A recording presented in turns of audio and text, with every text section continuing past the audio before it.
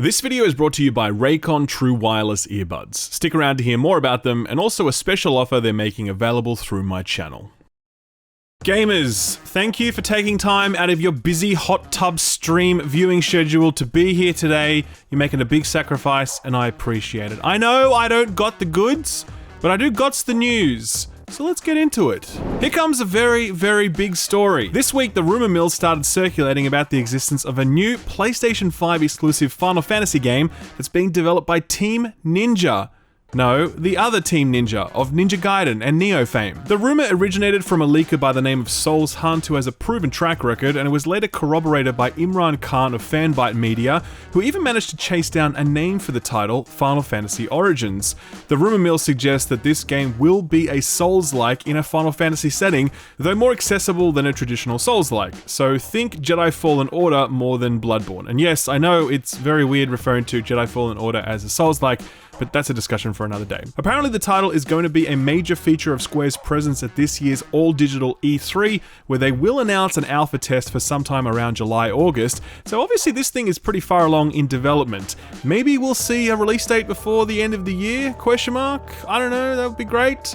No matter the date, you can officially list me as hyped for a Souls-like Final Fantasy.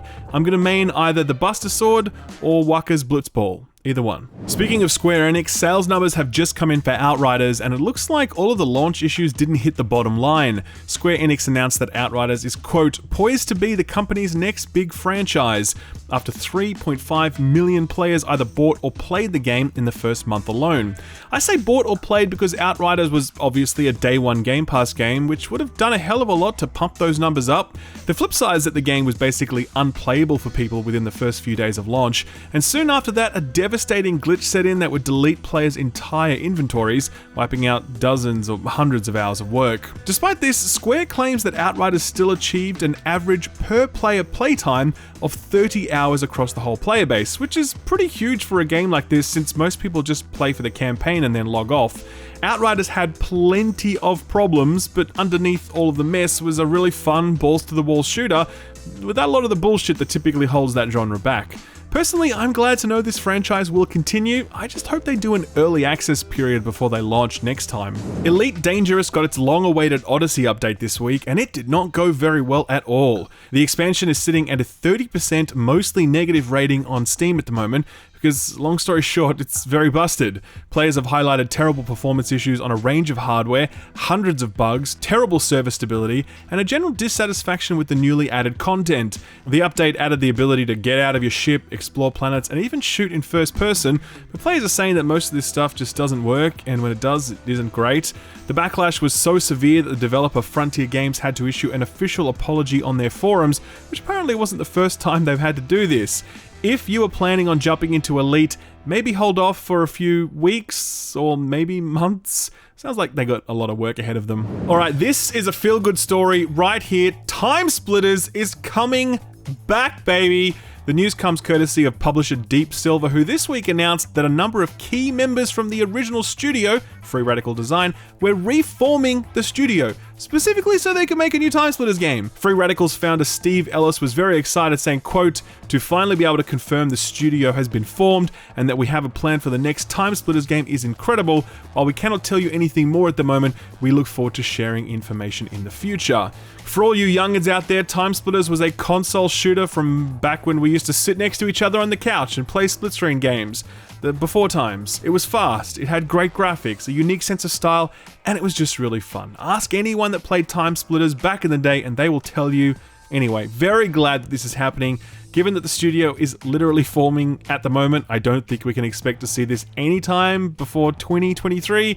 2024 sounds probably more realistic. Time for our weekly Starfield update, since the internet seems to always be thinking up new ways to talk about it, even when there's nothing to report. The latest hype cycle this week started with YouTuber Luke Stevens, who tweeted out this week saying, quote, apparently Starfield has been pretty much done since September of last year. Bethesda Game Studios has spent this year polishing it and refining the next-gen port. I'm told they're trying to make up for Fallout 76 and deliver a game that is polished to perfection. Coming this year, watch. That was very exciting. It was also very not true. Numerous game journalists with at least some knowledge of Starfield's development quote tweeted this tweet to say that it wasn't to be believed, including Jason Schreier of Bloomberg. Quote, "Rumors like this keep floating around, but Starfield is nowhere near done, according to several people familiar with development. It'll be at E3, but the planned release date I've heard is way later than most people expect," sharing this so that folks keep their expectations in check. Sensing our disappointment, Jason followed up, quote, "Let me make this very clear. Bethesda's plan is to tease a release date for Starfield at E3. The date is late 2022. I'll leave the specifics to them, but please keep your expectations in check and refrain from sending death threats when other rumors turn out to be false." Knowing that Starfield is coming to E3 is a little exciting. Fallout 76 was an utter catastrophe, but let's not forget that Bethesda is under new management now. And if Halo Infinite is anything to go by, it's clear that Microsoft are keen to give games the time they need to ship finished, rather than whatever the hell Fallout 76 was. Speaking of E3, this week we learned that Microsoft and Bethesda will be holding a joint press conference this year at E3, which makes sense given that Bethesda is certainly the jewel in Microsoft's first-party crown right now. We don't know exactly when the press conference will be, but E3 is scheduled for June 12th to June 15th, so it's going to be somewhere in that window. This isn't the only game show you should keep on your radar though. This week, Game Awards creator and Hideo Kojima #1 stan Jeff Keighley announced the return of the Summer Games Festival. Earlier, it was a digital-only event hosted through various platforms including Steam, but this time it's getting a flashy opening ceremony thing that will run for 2 hours and will premiere at least 12 never-before-seen games. So it's kind of like an E3 press conference, only it's happening on June 10th, 2 days before E3 officially kicks off. Jess made no secret of the fact that he's looking to build a calendar of gaming events and conventions that will replace E3, so this is obviously a step towards that ambitious goal. If you're wondering what's up with Nintendo lately, the answer is their prices. We already knew that Skyward Sword would be re-releasing for Nintendo Switch, coming at full price $60, but ladies and gentlemen, that is just the poverty pack. What you really want is the Skyward Sword amiibo, and you want it so badly that Nintendo are upping the price from the usual $15 to $25 this time around, because hey, what are you gonna do? Not buy it? Ha! Yeah, right. You know why you're gonna buy it? Because Nintendo are tweaking the way fast travel works in Skyward Sword, where before you had to visit specific locations to be able to fast travel. Now, in the remake, you can fast travel from anywhere so long as you've purchased the $25 amiibo. We joked last week that Amazon's New World was looking to monetize fast travel, and everyone was like, that's terrible, that's outrageous. But when Nintendo does it, everyone's like, what? Doesn't look like anything to me. So what got announced or delayed this week? Well, strategy nerds, this one's for you. Paradox has finally revealed Victoria 3, an event people dared not believe to be true since it's been literally 11 years since the last Victoria game. For strategy nerds, this is like the Half-Life 3 meme, except the difference is they are actually getting a game where all we get is pain. Anyway, no release date on this one yet, but it's on the way and you can sign up for newsletter updates on the Paradox website. The Last of Us 2, a game that engendered some of the most nuanced, empathetic, and uplifting gaming discourse of all time. It's getting a 60 FPS mode update. And by getting, I mean it's already got it, and you can play it right now if you have a PS5. Obviously, I was not a fan of The Last of Us 2, but it is, at this point, the most awarded game in the history of video games. So don't let my take stop you from experiencing something that you might consider to be a masterpiece. Please, everyone, let's try and be nice in the comment section when discussing The Last of Us 2. Just one time. Positive vibes, people. You know what else is getting a 60 FPS mode? Watch Dogs Legion. This was one of the first games to hit next-gen consoles, though disappointingly, it only ran at 30 FPS. The latest patch will fix that, offering a 60 FPS performance mode on next-gen consoles. I liked Watch Dogs Legion. I thought it was good. Not great, but good. If you can grab it on sale, I would recommend it. I'll leave a link to my review in the description below. Rounding out our next-gen update coverage, we finally got a release date for the next-gen version of the underrated indie gem, Grand Theft Auto 5. It's arriving November 11th, and while no specifics were provided as to what the update will contain, I'm betting it'll have like that 4K 120 FPS thing if their engine can handle it. Despite the fact that GTA released back in 2013 on the PS3 and Xbox 360, it's really struggled in the sales department, only shifting a measly 145 million units since then. That's kind of pathetic, not gonna lie. Hopefully this next-gen update pushes GTA sales up a little bit, because at this rate, I'm really worried we're not going to get a GTA 6. So, what came out last week? Well, for starters, we got Knockout City on pretty much every platform, and it was a day one Game Pass release, and it also has a 10-day free trial running, so if you want to play this video game, you can certainly play this video game. The reception from players has been very positive, sitting at around 80 on Metacritic for critic and user, and it's sitting at around 96% overwhelmingly positive on Steam, which is a gigantic number. God is a Geek scored at 90, saying, quote, "It feels like a lot of care has been put into Knockout City. The gameplay offers a satisfying loop and the amount of customization is staggering. As time ticks on, Knockout City could prove to be a big hit," end quote. Great to see that a title like this is doing so well. Days Gone came out for PC, and it too is doing well for itself. It's sitting at a 77 critic score and an 8.8 user score. I think that user score reflects the fact that people are pushing hard to get a Days Gone sequel after Sony knocked back Ben's studio on the matter. There's a petition out at the moment that has garnered nearly 115,000 signatures, which isn't the millions that might be needed to make Sony reconsider, but it might be enough to give them pause. Either way, the PC port is reportedly excellent, fixing one of the key problems with the PS4 launch of the game, which was plagued with technical issues. I liked Days Gone, I recommend it, I'll leave a link to my review in the description below. You know what I didn't like?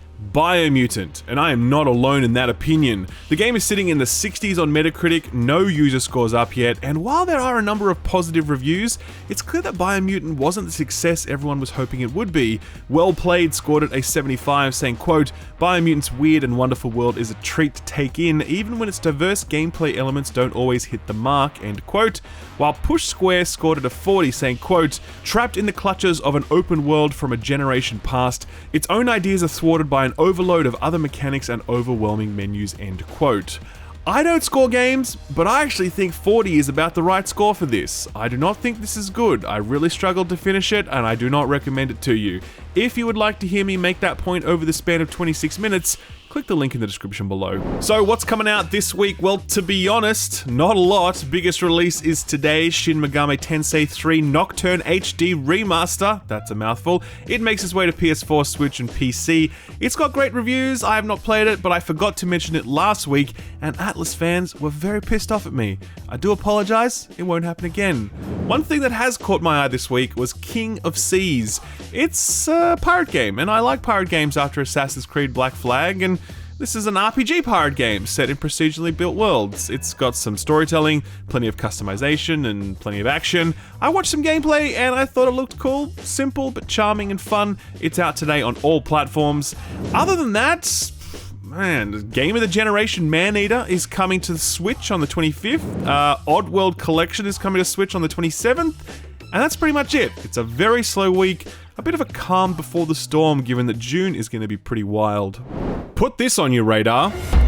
In Phantom Abyss, players are cast into procedurally generated temples and tasked with retrieving the sacred relics buried within. Phantom Abyss is an upcoming title from developer Team Wibby, or Team W-I-B-Y. We know that Machine Games are working on an Indiana Jones game, so Phantom Abyss will have to tide us over until that arrives. It's a first-person tomb raiding game where you have to avoid all manner of traps and enemies so you can be the one to reach that sweet little gold statue at the end. But get this, levels are procedurally generated so you'll never see the same space twice. And get this, you only ever get one shot at each level. See all these blue dudes running by your side? Those are the ghosts of people who tried before you, and by watching them fail, you can hopefully navigate a safer route. There was an impressions window recently which got great feedback. I think this looks like a lot of fun, and I will definitely be picking it up when it arrives on PC at the end of June. I'll leave a link to the Steam page below. Sort of free stuff time, and this week, Uncle Phil delivers. But first, Epic. Last week, Epic was hyping their free weekly game, and this week it was revealed to be NBA 2K21. Like most sports games, this is of course the starter edition. The rest of the game is unlocked through gambling. I mean, loot boxes. No, wait, actual gambling. I'm not gonna look, I'm not gonna look. Anyway, I don't care about sports games, but a lot of people do, so knock yourself out. It's free this week until May 28th, at which point another mystery game will be revealed. I'll keep you updated on that one. Right, Xbox Game Pass. What a month. Firstly, we learned that Riftbreaker would be a day one Game Pass release when it arrives in the next few months. No specific date yet. I previewed this recently in my Put This On Your Radar segment. I think this looks great, and now it's going to be very easy to get your hands on it. Don't forget, there's also a playable demo out at the moment, so check that out if you're keen. Enough about the future though, what about this week in Game Pass? Well, like I said, Uncle Phil went ham, announcing 15 games to join Game Pass, including Conan Exiles, MechWarrior 5, the excellent SnowRunner, Solasta, Crown of the Magister, and Maneater. Game of the generation. This is in addition to classics like Peggle 2 and Fusion Frenzy arriving on xCloud. God, seeing that Fusion Frenzy box really takes me back to my time working at GameStop, because like that came free with Xboxes, and I swear it was the most traded in game in GameStop history. Anyway, great month for Xbox here. Love to see it. Good job, Phil. Our feel-good story for the week comes courtesy of the Resident Evil franchise. Not the games, mind you, but rather the upcoming Netflix animated series Infinite Darkness. For some reason, Capcom has decided that one of the best ways they can promote the series is with a unique line of limited edition booze. There's a herbal spirit by the name of Cocalero. It is literally alcohol made by mixing together 17 different types of herbs like ginseng and juniper and non-psychoactive coca. See, we've been doing it wrong all these years. We've been mixing 2 or 3 herbs together to make health kits, where we should have been mixing 17 herbs together so we can make booze, and hopefully get Chris Redfield drunk enough to take his shirt off. The move follows a rich tradition of gaming-adjacent beverages, such as the Sonic Shot, the Warp Pipe from Mario, and everyone's favorite made-up drink, Death Stranding's Monster Energy. Thank God this is not a real product, because it would have been so on the nose for Kojima to have employed blatant product placement in his artistic masterpiece. By the way, guys, don't forget to watch Ride on AMC starring Norman Reedus. Great show. And that, ladies and gentlemen, is the week in video games. If you would like to see next week's This Week in Video Games delivered from a hot tub, we can make that happen. If we get 100,000 likes on the video, we can do a hot tub stream. We usually only average around 10,000 likes, but I believe in you guys. Don't let me down, but more importantly, don't let each other down. If you feel like coming back sometime, don't forget to subscribe and ding the notification bell. Thank you for watching, and oh, by the way, wireless earbuds. You look around and you see these things on sale for what, like 200 bucks, 300 bucks? That's crazy. You don't need to spend that amount of money on wireless earbuds in 2021 because Raycon has got you covered. I've been using Raycons for like 18 months now, maybe more, and I was skeptical at first because they're literally half the price of other earbuds, and I was like, well, they must be terrible, but no, the quality is just as good or better than other earbuds I'd use, and the battery life was awesome as well.